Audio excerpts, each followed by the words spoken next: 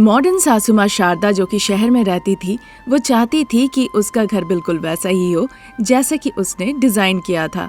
बगीचे से घिरा हुआ घर जहाँ रंग बिरंगे फूल खिले थे। वहीं पे बीच में 2 गाय भी बंधे हुए थे। हाथ में एक छड़ी लेकर शारदा बीच में खड़ी थी। इतने खूबसूरत घर के आगे 2-2 को बांध के रखा है। जब बाहर जाना हो तभी इन्हें लाना चाहिए था ना। इस तरह कहने पे दोनों गायें एक के बाद एक आवाज लगाने लगती है। उनकी आवाज सुन के प्रसाद जो घर के अंदर थे वो भागते हुए बाहर आते हैं। अच्छा, तो तीनों गायें एक जगह खड़ी होकर मीटिंग कर रही है। अच्छा ठीक है, मैं डिस्टर्ब नहीं करूँगा। ये सुनकर शारदा को बड़ा गुस्सा आता है और वो चिल्लाकर, क्या जी, वो और मैं देखने में एक है? जी, ऐसी तुलना मैं क्यों करूँ भला। वो तुमसे ज्यादा गोरी है और फिर सफेद रंग की दूध देती है, साथ में दोनों गोबर भी देती है। तो कहना क्या चाहते हैं आप? मेरी कोई वैल्यू नहीं है क्या? अरे शारदा, ऐसा भला मैं क्यों कहूँ? फिर क्या मैं जिंदा रह सकता हूँ? तुम और बेटा एक तरफ हो जाओगी, फिर घर पे 3rd वर्ल्ड वॉर कर दोगी। इतना खूबसूरत घर के सामने 2 गायों को बांधने की जरूरत है? ये सब बात मुझसे मत पूछो। तुम्हारे बेटे को गांव की लड़की पसंद थी, वही उसे इस घर में बहू बना के ले आया। तो जाओ, जाके अपने बेटे से पूछो। वो तो बहुत सीधा है, वो कहाँ बोल पाता है। हाँ, सिनेमा का टाइटल बहुत अच्छा है और जो नाम दिया वो भी बहुत अच्छा। सीधा है, बोल नहीं पाता है। प्रसाद ये कहते हुए तालियां बजाने लगते हैं। ठीक उसी वक्त रमेश और अनामिका स्कूटी पे बैठकर घर आते हैं। उन्हें देखकर शारदा और प्रसाद उनके पास जाते हैं। बेटा रमेश, बहू को स्कूटी चलाना सिखा रहे थे? नहीं माँ, वो नहीं सीख पाएगी माँ। उसे मैं कितना भी समझाऊं वो समझ नहीं पा रही है। उसे डर ही लग रहा है। मैंने पहले ही बताया था ना बेटा, ये गांव की बहू को कुछ सीखना नहीं आता है। चाहे कितना भी सिखा लो, ना ये गाड़ी चलाना सीख पाएगी और ना ही ठीक से खाना पकाना सीखेगी।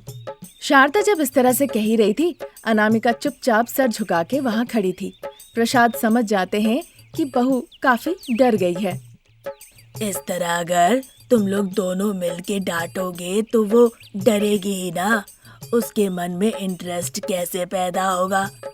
इस तरह से डांट कर मत कहो, उसे प्यार से कहो। देखो, वो जरूर सीखेगी। किस तरह से बहू को सिखाना होगा कहा? प्यार से? हाँ, अगर प्यार से नहीं बोलेंगे तो क्या हम उसे मार रहे हैं?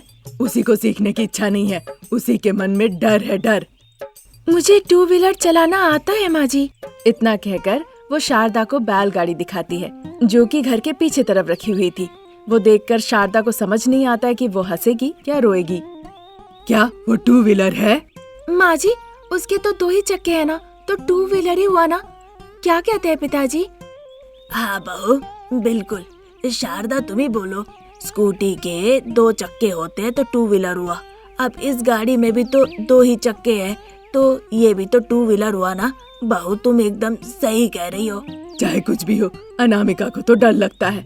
वो ठीक है शारदा, बहू को स्कूटी चलाने में डर लगता है, पर तुमको तो नहीं लगता है ना। तो तुम जाके बैलगाड़ी चलाना सीख लो। छी, मैं मॉडर्न सासू माँ हूँ, मैं क्यों बैलगाड़ी चलाऊं भला? कोई भी सासू माँ बैलगाड़ी चला सकती है क्या? बहू, जाके बैलगाड़ी रेडी करो। तुम्हारी मॉडर्न सासू माँ जाके टेस्ट ड्राइव देगी। ठीक है पिताजी, अभी जाके मैं बैलगाड़ी को रेडी करती हूँ। इतना कहकर अनामिका अपने दोनों गायों के पास जाती है। माँ, तुम्हें हिम्मत से आज बैलगाड़ी चला के दिखाना ही होगा। तुम्हें ये टेस्ट पास करना ही होगा क्योंकि तुम 100% मॉडर्न सासू माँ हो। मैं थोड़ी देर आराम कर लेता हूँ।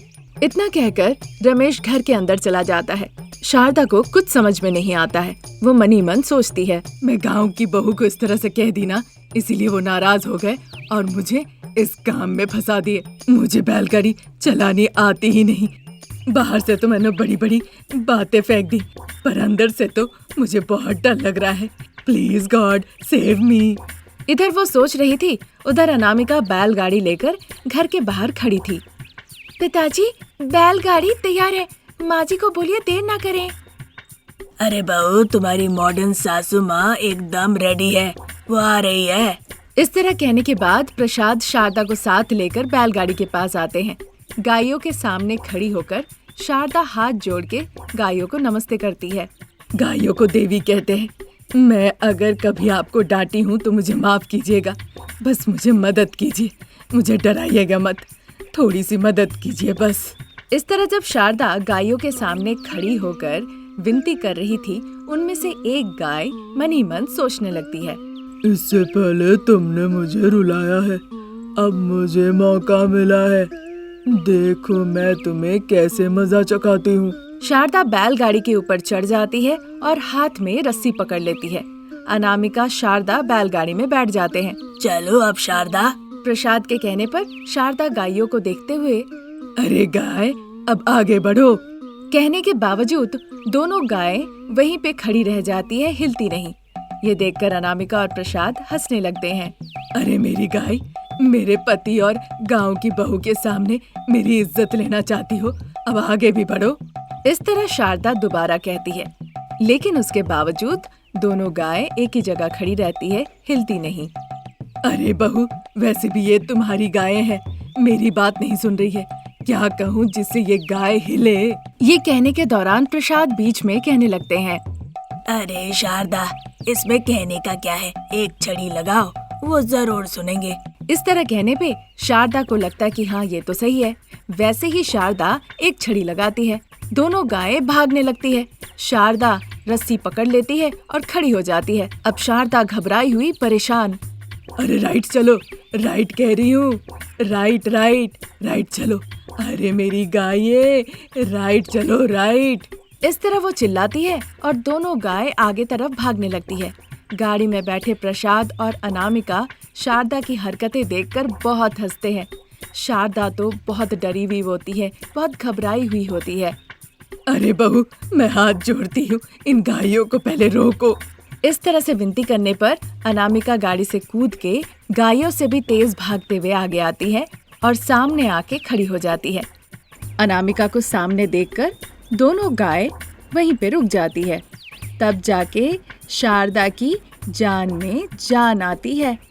माँ जी, आप ऐसे ही बैठिए, मैं घर जा रही हूँ। इस तरह मत बैठो बहू, मैं भी घर जाऊंगी अब। इस तरह डरते डरते शारदा कहती है। उसके बाद शारदा उठ के खड़ी हो जाती है। अनामिका आगे आगे जाने लगती है। अनामिका को जाते देख गायें भी अनामिका के पीछे पीछे जाने लगती है। थोड़े समय के अंदर ही वो घर पहुंच जाते हैं। इसी तरह दिन निकल रहे थे। इस दौरान अनामिका जब भी दुखी होती थी, शारदा अनामिका को अपमान करना शुरू कर देती थी। सासू माँ के इस बर्ताव की वजह से अनामिका बहुत दुखी हो जाती है। जबकि रमेश को भी पता था कि अनामिका के इस तकलीफ की वजह सिर्फ और सिर्फ शारदा है, पर उसने कभी कुछ कहा नहीं। एक दिन अनामिका रात के वक्त गायों के पास जाती है और मुझे ये नहीं समझ में आ रहा है कि मैं स्कूटी चलाना क्यों नहीं सीख पा रही हूँ। अनामिका को इस तरह दुखी देखकर प्रसाद को बहुत बुरा लगता है। वो अनामिका के इस तकलीफ को देख नहीं पाते। फिर वो सोचते हैं कि इसका एक न एक सलूशन तो निकालना ही पड़ेगा। इस बारे में वो बहुत सोच विचार करते हैं।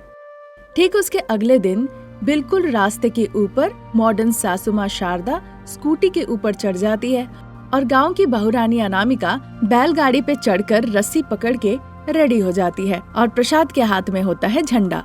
मॉडर्न सासू माँ और गांव की बहू के बीच 2 व्हीलर कंपटीशन। देखना है कि कौन जीतेगा। जो जीतेगा उसी के हाथ में अधिकार होगा। वो कहेगी और अगला सुनेगा। तो सास और बहू, तुम दोनों तैयार हो ना? प्रसाद की बातों पर सास बहू अपनी सहमति दे देते हैं। प्रसाद झंडा लहरा देते हैं और इसी के साथ शारदा स्कूटी में और बहुरानी अनामिका बैलगाड़ी पर चढ़ के रेस शुरू करती है। बैलगाड़ी थोड़ी दूर चलती है। उसके बाद अनामिका एक पत्थर की वजह से बैलगाड़ी के ऊपर से सीधा नीचे आके गिरती है। ये देखकर शारदा रुक जाती है और सीधा अनामिका के पास आती है। अरे बहू, तुम्हें कहीं चोट तो नहीं लगी?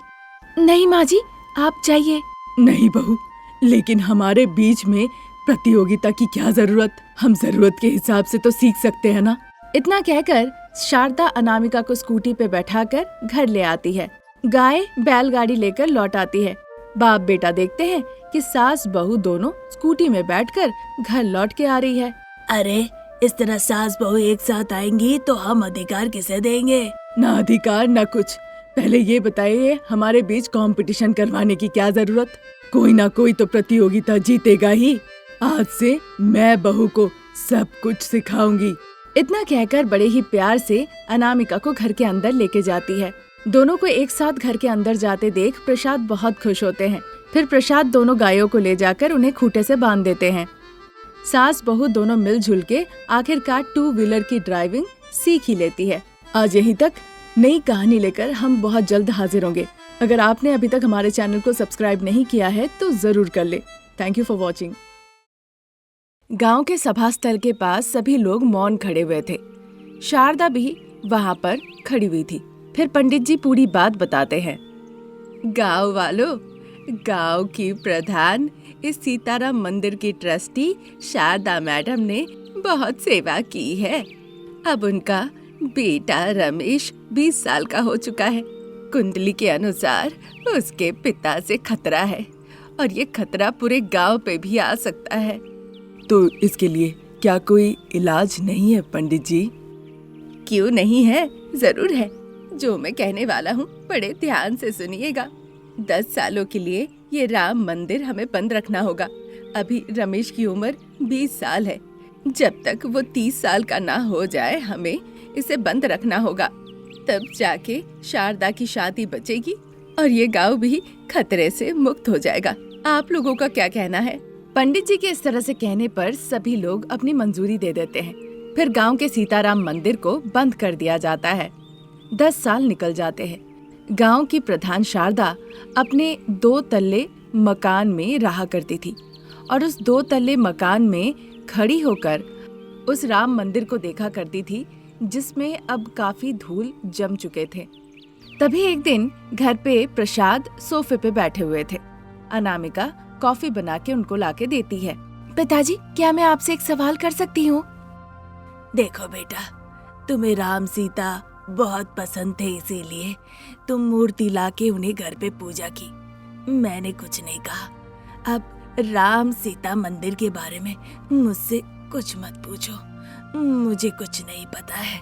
मैं कह देता हूँ, मुझे जाने दो। अरे पिताजी, राम सीता मंदिर के बारे में नहीं पूछने वाली। मुझे तो सासू माँ के बारे में पूछना था। अब तुम्हारी सास को क्या हुआ? माँ जी छत पे ही खड़ी है, वो नीचे आ ही नहीं रही है और मुझे कह रही है चाय, टिफिन, लंच, शाम का स्नैक्स, रात का डिनर सब कुछ छत पे ही लेकर आने के लिए। देखो बहू, सासू माँ जो कह रही है वो बिना ना कहकर कर दो। जहाँ खाना ले जाके देने कह रही है दे दो। ये तुम और तुम्हारे परिवार के लिए ठीक रहेगा। अगर तुम ना कहकर इसके पीछे का कारण ढूंढी या उत्साहित होगी तो उससे कुछ फायदा नहीं होने वाला। वो बात नहीं है पिताजी। बहू होने के कारण मुझे राम सीता की मूर्ति प्राप्त हुई और उन मूर्ति को बड़ी भक्ति के साथ मैं पूजा करती हूँ। अब राम सीता जी हमारे घर के कुल देवता है, लेकिन आप पूजा करते नहीं।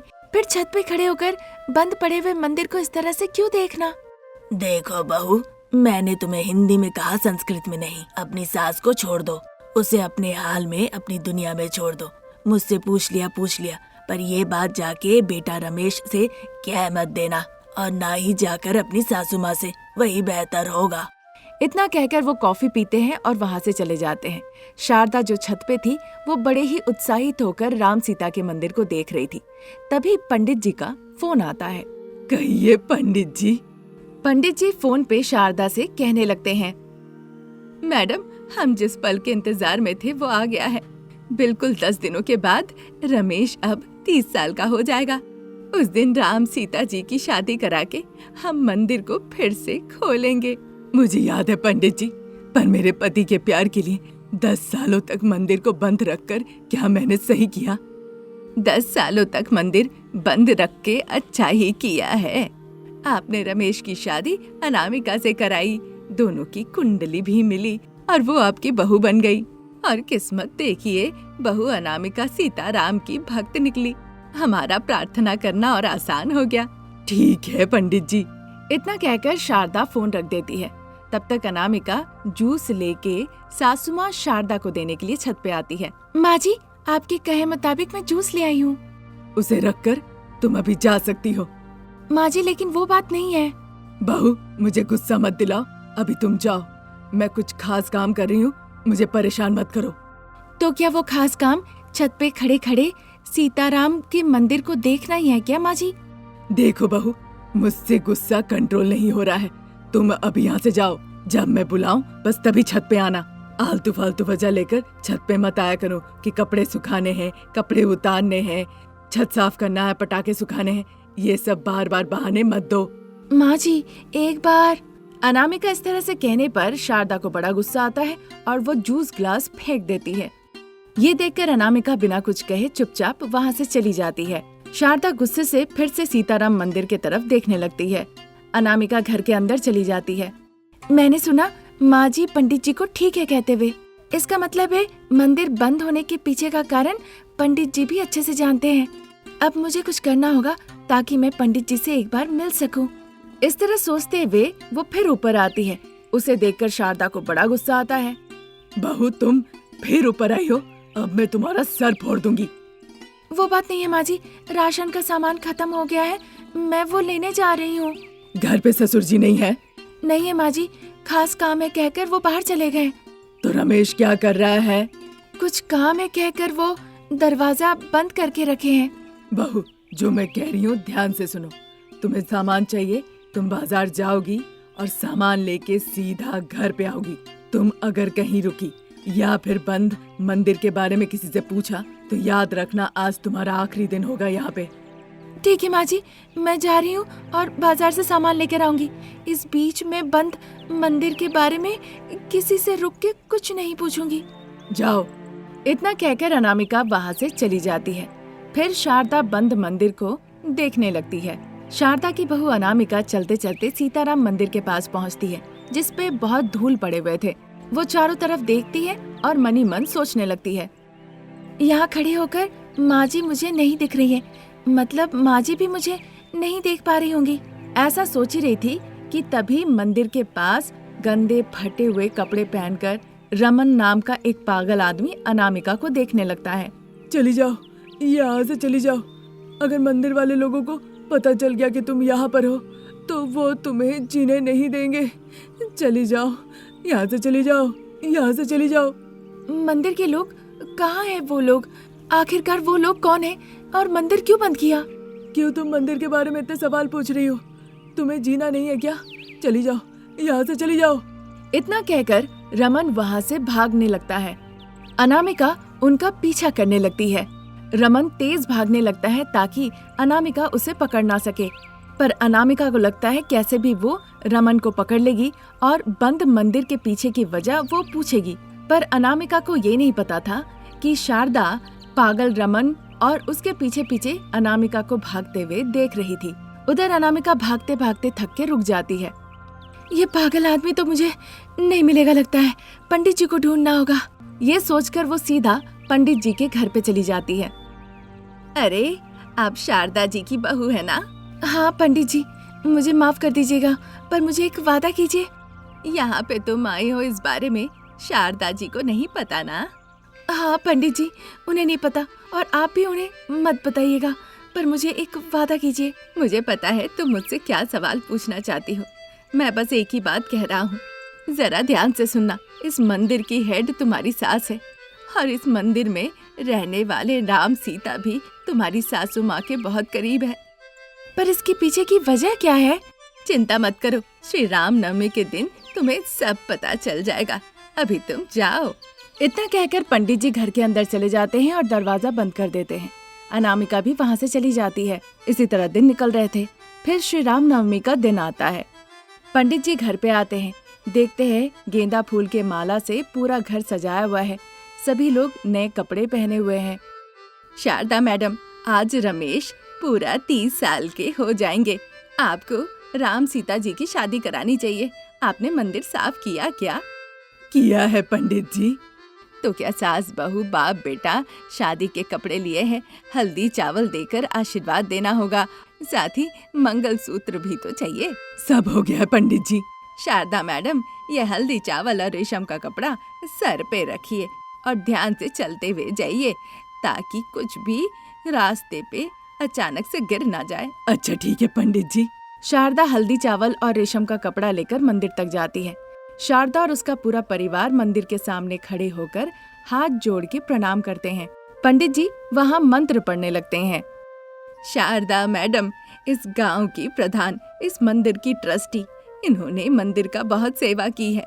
ज्योतिष शास्त्र के अनुसार रमेश जी के सुरक्षा के लिए 20 से 30 साल तक इस मंदिर को बंद रखा गया और वो अच्छे से सफल रहा। प्रसाद बाबू पे जो खतरा था वो भी टल गया और इस तरह से आपने अपनी शादी को बचा लिया। ये सारी बातें सुन के सभी लोग बहुत खुश होते हैं। उस दिन से सास बहू दोनों मिलकर राम सीता जी की पूजा अर्चना में लग जाती हैं और राम सीता जी के आशीर्वाद से पूरा परिवार सुखी सुखी जीवन बिताते हैं। ये थी आज की कहानी। नई कहानी लेकर जल्द हाजिर होंगे, तब तक के लिए नमस्कार।